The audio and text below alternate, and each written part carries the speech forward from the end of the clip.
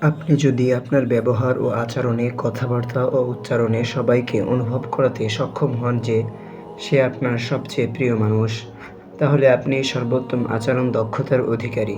আপনার মায়ের সঙ্গে সুন্দর, সুমধুর আচরণ করুন।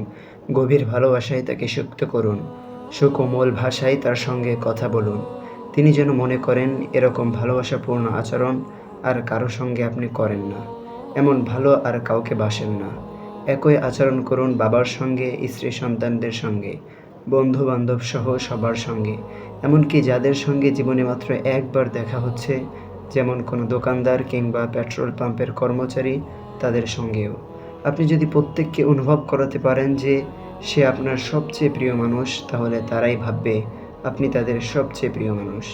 আমাদের নবীজির ক্ষেত্রে বিষয়টি কিন্তু এমনই ছিল। সিরাতে নববীর দিকে তাকালে আমরা এর উত্তম নমুনা খুঁজে পাই।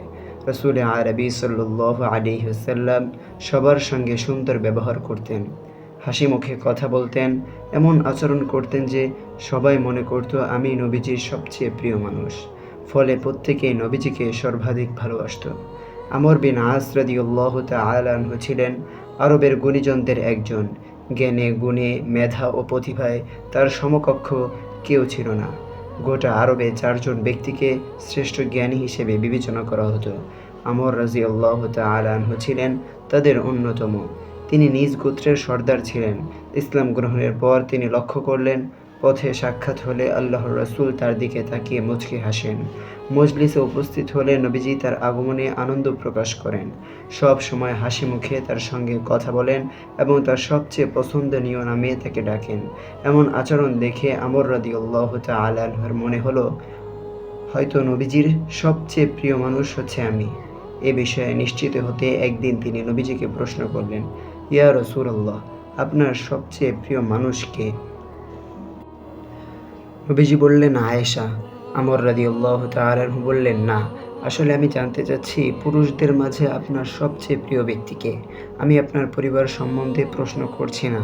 নবীজি বললেন, আয়েশার পিতা আবু বকর। আমর রাদিয়াল্লাহু তাআলা আনহু জিজ্ঞেস করলেন, তারপর? নবীজি বললেন, ওমর ইবনুল খাত্তাব। আমর আরজ করলেন, তারপর?